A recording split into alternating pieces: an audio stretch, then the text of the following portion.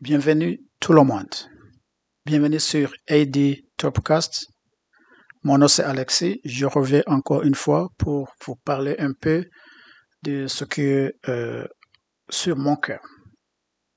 J'ai récemment appris une chose qui fait que nous, les communautés, vivent différemment parce que nous avons appris des choses différentes. Je vais vous annoncer une chose, que nous avons manqué certaines de nos communautés et que les autres ont bénéficié, qui fait que certaines de communautés vivent différemment.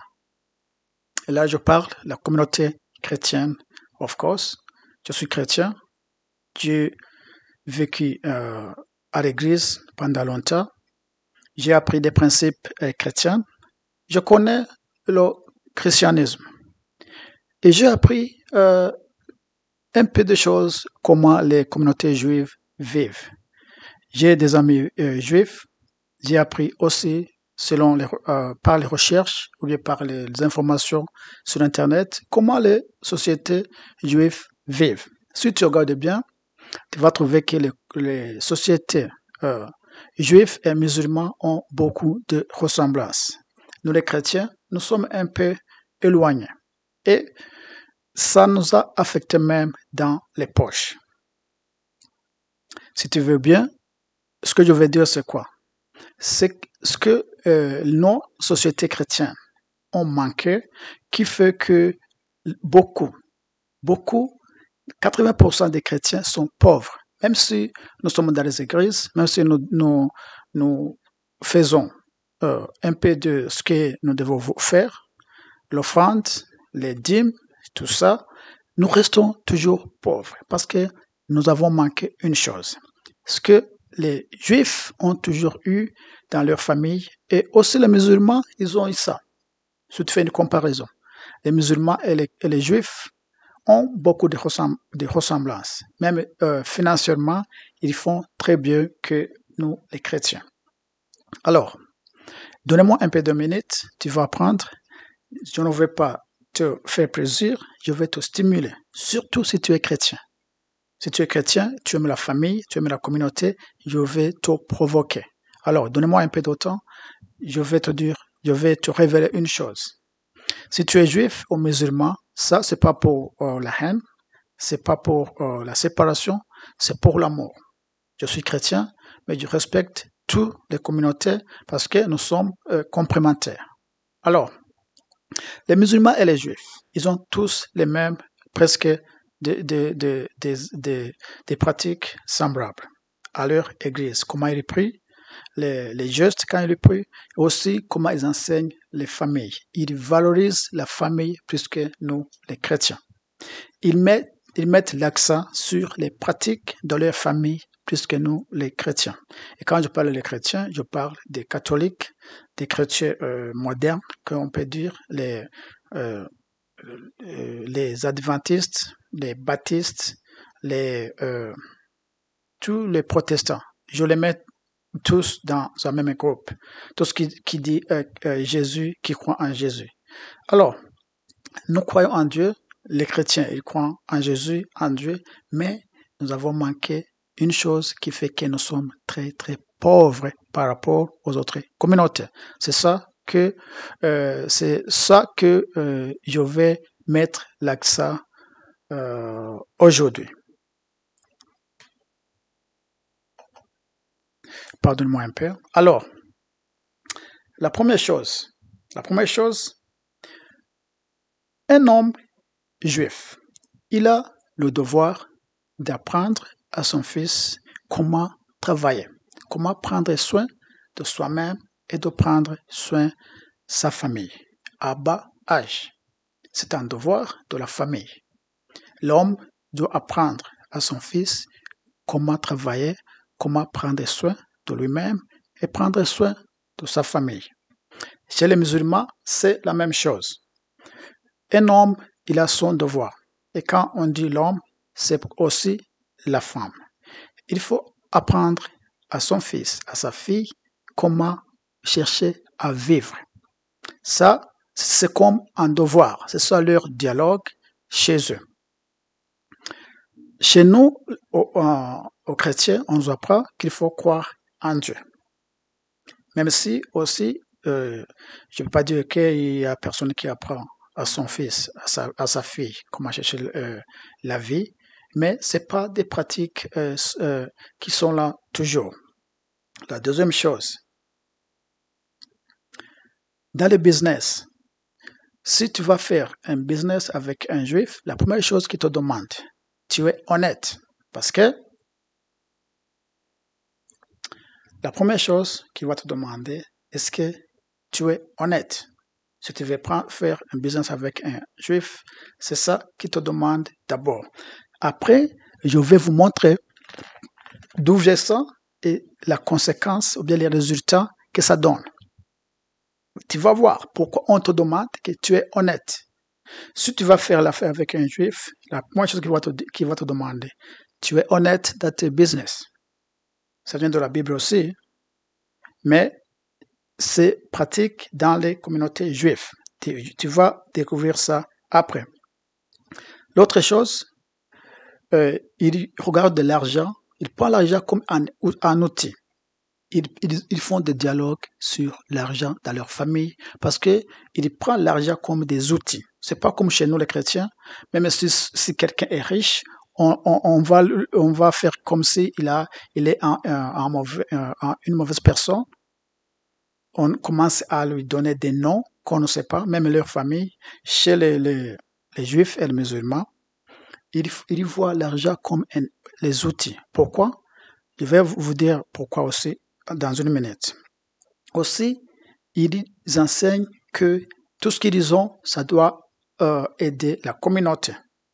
Je vais aller très vite, mais je vais vous dire deux choses qui m'intéressent beaucoup et qui fait que nous les chrétiens sommes très pauvres. Le cinquième, 10% de leur income, ça va dans la charité. Pas de n'importe quelle charité. Ça va dans la charité qui revient à soutenir la communauté.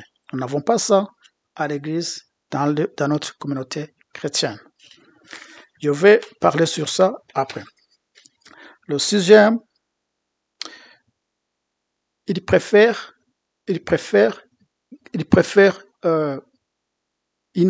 pas travailler pour quelqu'un, mais ils préfèrent travailler pour eux-mêmes. Parce que ils ont cru que si tu travailles pour toi-même, tu seras libre, tu seras capable de soutenir la famille. C'est ça qu'on appelle, c'est pourquoi je vous ai dit qu'il met l'accent surtout sur les pratiques familiales. Le septième, ils enseignent que si tu ne veux pas une chose, il ne faut pas le faire à ton ami. Et surtout, ils se concentrent dans leur communauté. Le huitième, qui est très intéressant dans le business, c'est 10 choses que je vais parler, mais je vais revenir sur les deux. Le huitième, un tiers de leur richesse, ils le gardent en cash. S'ils ont 10 milliards, un tiers, c'est cash. S'ils ont 1 million, un tiers, c'est cash. Ils ne mettent pas tout à la banque. Un autre tiers dans l'immeuble. Un autre 31%, un tiers dans l'immobilier, dans l'immobilier. Un autre tiers in inventory. Donc, c'est comme ça qu'ils vivent. Ils mettent un tiers cash, un tiers immobilier, un tiers inventory, l'inventaire. Nous n'avons pas ça chez nous. Est-ce que tu as entendu ça chez vous?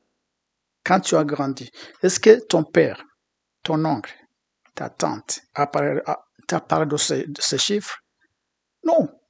Mais les juifs et les musulmans, je ne suis pas sûr sur ces chiffres.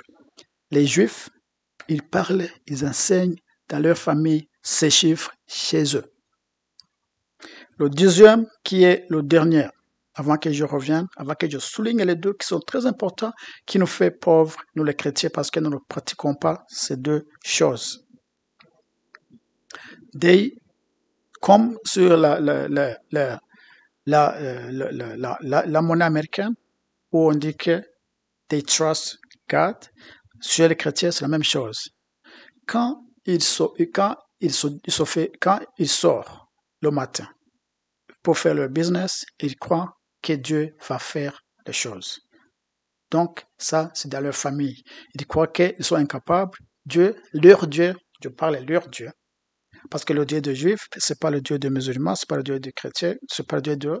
Chacun croit tout ce qu'il veut, mais eux, c'est comme ça qu'ils croient. Ils ne croient pas à eux. Ils ne croient pas à leur système. Ils croient à leur Dieu. Alors,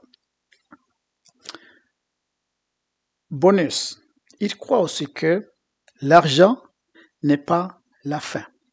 Ils croient que l'argent, c'est la mission. C'est très important. Si le juif met sa main sur l'argent, s'il fait un projet et il gagne ce qu'il a prévu, il ne voit pas ça comme la fin. Il voit ça comme une mission. Chez nous, si tu es devenu riche, tu as 50 millions, voilà, c'est fini. Tu commences à s'asseoir, à faire comme si c'est fini. Pour eux, c'est comme une mission. Pourquoi? Il va mettre d'abord un dixième dans la communauté. Tu as vu ça? Il va mettre un dixième dans la communauté. Alors, les deux choses qui font que nous, les chrétiens, sommes pauvres parce que nous ne pratiquons pas ça, les deux, la première chose, c'est quoi? La première chose, l'homme chrétien n'a pas appris que il doit apprendre à son fils comment travailler, comment chercher, comment se faire la vie. Aux États-Unis, on fait ça. C'est pourquoi ici en Amérique, les enfants, ils prennent les last name de leurs parents. Ils prennent les prénoms de leurs parents parce qu'ils vont hériter, ils vont prendre cet héritage. Chez nous, chez les chrétiens, c'est pas beaucoup. Même ceux qui sont allés à l'école, c'est pas beaucoup. Ici en Amérique, si un homme est un mécanicien, son fils va devenir mécanicien. Son fils ne va pas aller à la rue. Si un homme ici possède un supermarché, son fils va hériter ça. Il va apprendre à travailler dans ce supermarché à bas âge. Chez nous, même les familles commencent à se bagarrer sur ces choses. Chez nous, ici en Amérique, toutes les sociétés que tu vas voir ici en Amérique, ça date des années. Des années. J'ai travaillé sur une société qui faisait l'électricité, de la construction. Le general manager, c'était c'était un homme qui avait 26 ans. Tous les autres qui étaient au bureau, c'était les vieux de la famille. Mais parce que lui, il avait son diplôme, il était un ingénieur, il était allé à l'école, on l'a mis là comme un manager parce qu'il avait la capacité de pouvoir gouverner, de pouvoir développer la société. Ces vieux-là n'ont pas eu la jalousie parce qu'il est petit, il ne va pas faire ça. Parce que la société, c'est pour la famille et ils font tout ce qui est possible pour que la société continue à survivre et à soutenir la famille. Tu vois ça? Chez nous, il n'y a pas ça. Si quelqu'un a eu la chance d'avoir l'argent, il commence à embaucher les autres individus. Il ne veut pas même embaucher les cousins et les neveux et les nièces. Chez nous, c'est comme ça chez les chrétiens. Ils vont te chasser si tu fais partie de sa famille. Mais les juifs, ils embauchent d'abord les membres de la famille. Même les musulmans, c'est comme ça. Un autre exemple, j'ai un ami juif. Il possédait un restaurant avant le Covid. Après le Covid, ça a tombé. Il travaille là où je travaille. Tantôt, il travaille le deuxième boulot. Je lui ai demandé un jour, pourquoi tu n'as pas allé au travail? Il m'a dit qu'il va là-bas quand il y veut. Pourquoi? il n'est pas pauvre, il travaille quand il veut. 2, il m'a dit que le boss, the owner of the company where he was going to work, était son ami. Tu vois ça? Était son ami. J'ai dit, oh, ok, wow, ok, I see. Parce que ils sont juifs. Il lui a dit, si tu veux, tu viens, tu travailles. Mais il m'a dit une chose. Il m'a dit une autre chose qui est très importante. Il m'a dit que s'ils sont très occupés, s'ils ont beaucoup de travail, il va aussi dépenser beaucoup de temps là-bas parce qu'il travaille pour un ami. Chez nous, ça c'est impossible. Si je te fais même une faveur, je te dis, si tu veux travailler, tu viens, tu travailles, tu vas travailler quand tu veux. Et si je suis très occupé, j'ai beaucoup à faire, et je te demande de faire le double de ce que tu faisais, tu ne vas pas le faire. Parce que tu vas dire, ah, il est mon frère, il est mon cousin, il me va. Voilà. Non. C'est two ways. It's two ways. Si je te fais un faveur, tu vas me faire un faveur tout. Comme ça, la communauté va se développer. Alors, ça c'était la première chose. Apprendre son fils comment travailler, comment chercher la vie, comment prendre soin de lui-même et de prendre soin de la famille. Comme ça, l'enfant va grandir ayant dans sa tête qu'il doit soutenir la famille. Chez nous, on n'a pas ça. L'autre chose qui est très importante que nous n'avons pas dans notre société, et je mets le tort surtout sur les enseignants de nos sociétés, les pasteurs, les prêtres, les chefs spirituels, surtout. Peut-être qu'ils n'ont pas aussi appris ça, ils n'ont pas eu ces pratiques quand ils sont grandis, mais il faut au même rectifier une chose. Nous avons appris à l'église qu'il faut donner un dixième à l'église. Nous n'avons jamais appris qu'il faut donner un dixième à la société, à la communauté. Vous voyez la différence? Chez les Juifs, ils donnent un dixième à la charité, à la communauté. Parce que les charités, ils sont là pour aider la communauté. Nous, on prend ce un dixième et on le dépose chez un pasteur. Il faut bien me comprendre. Je ne dis pas que c'est mauvais de donner un dixième. C'est la Bible, selon les chrétiens. Mais pourquoi? Et si on rectifie un peu? Et si on dévie ces enseignements un peu? Et donner ce un dixième à la communauté, à la société, qui va revenir aider toute la société. Parce que, selon l'expérience, les églises ne sont pas capables à aider toute la société. Si tu n'as pas un boulot, tu ne vas pas à l'église pour avoir un boulot. Si tu n'as pas à manger, tu ne vas pas à l'église pour avoir à manger. S'il faut construire une église, non, une école, un terrain de football, tu ne vas pas parler au pasteur, tu parles à l'administrateur. Alors, ça, les deux, c'est ça qui fait que les Juifs ont une vie qui est un peu à l'aise par rapport aux chrétiens. Même chez les musulmans, il faut au moins un effort. Je suis sûr, si tu vas la Libye de Kadhafi, avant que Kadhafi soit tué, la Libye était comme ça.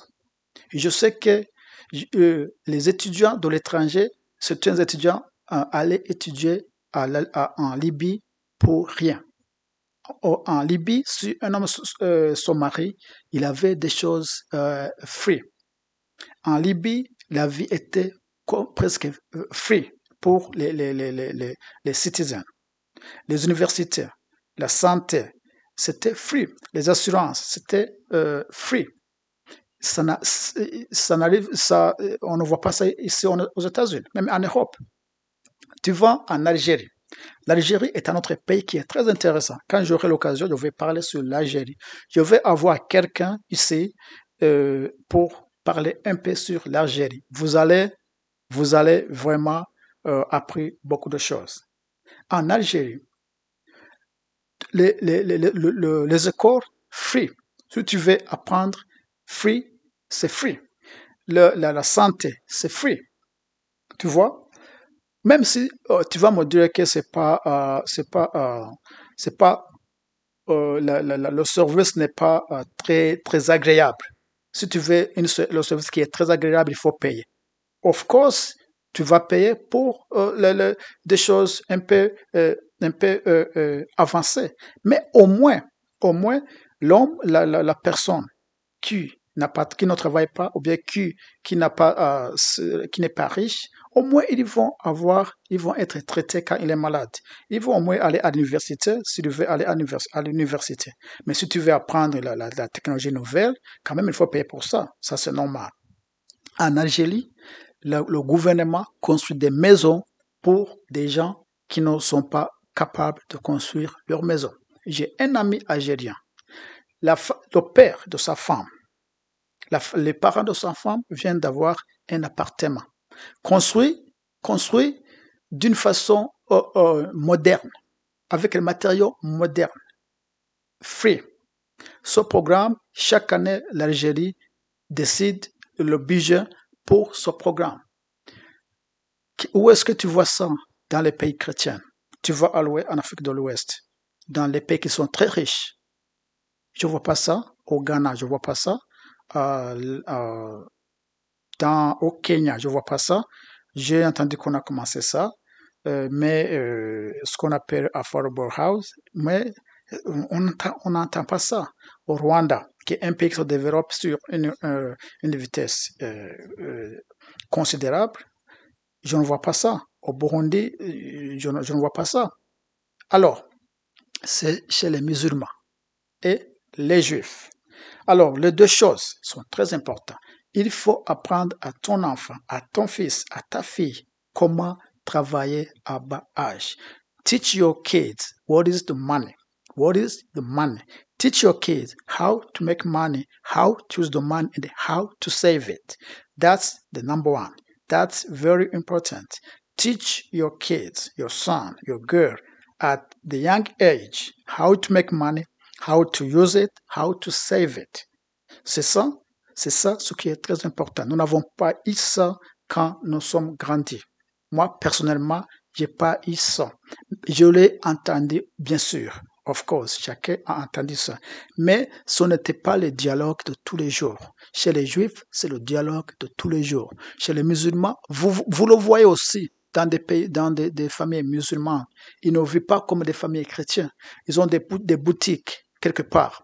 Ils ont des tables sur les routes où on fait des business. Ils ont appris comment chercher à bas âge. Nous, les chrétiens, nous n'avons pas ça. Il faut alors commencer à apprendre. Alors, je sais que je ne peux pas parler à toute communauté entière. Je parle à toi, je parle à moi, à mes amis, à mes familles. Il faut commencer à apprendre nous-mêmes. Il faut nous apprendre nous-mêmes ces principes. Et puis, il faut mettre dans nos têtes que nos enfants doivent suivre nos mouvements. Teach your kids what is the money now. Ça, tu ne le vas pas trouver à l'école. Ça, c'est nulle part dans les universités, nulle part dans des écoles privées ou bien dans des écoles publiques. You have to teach your kids yourself what is the money, how to make money, how to save the money, how to trade. Aujourd'hui, les enfants qui connaissent how to trade these digital assets, they make a lot of money. They make a lot of money. Les choses changent. La technologie est venue. Tous les moyens aujourd'hui sont accessibles. You can teach your kids how to make money, how to trade digital assets, the Bitcoin, the Dogecoin, the Ethereum, all the stuff. All you need is what? You need internet, you have it. I'm very sure you have a smartphone. You have internet. So you can learn for yourself, by yourself, how to trade this stuff. If you don't want to learn how to trade this asset, at least you can learn how to improve what you already know to do. Moi, personnellement, personne ne m'a appris comment faire ces vidéos-là. Personne ne m'a appris comment monter ces vidéos. Personne ne m'a appris comment quels sont les équipements nécessaires pour faire tout ça. Personne. Mais certains même m'ont dit que c'est impossible, je perds de mon temps. Mais avec l'Internet, avec le smartphone, avec le computer, avec les open source, tu peux apprendre pour toi-même tout ce que tu peux apprendre. Alors, je vous remercie beaucoup. J'ai parlé trop, mais je crois quand même que ça vous a aidé un peu. Quand j'aurai le temps, je crois dans les vidéos qui viennent, je vais vous parler sur l'Algérie. L'Algérie, c'est un pays africain qui est différent des pays africains. L'Algérie, c'est un pays africain qui est différent des pays africains. Aussi, je veux parler aussi sur Haïti quand j'aurai le temps. Haïti, ils ont des histoires qui sont très, très intéressantes. L'histoire qui est très intéressante. Je veux avoir un Haïtien pour parler de l'Haïti. Je veux aussi avoir un Algérien pour parler de tout ça. Avant ça, portez-vous bien. Merci beaucoup pour ceux qui ont pris le temps pour écouter cette vidéo. Je crois que ça vous a quand même appris une chose. Et à très bientôt. Merci.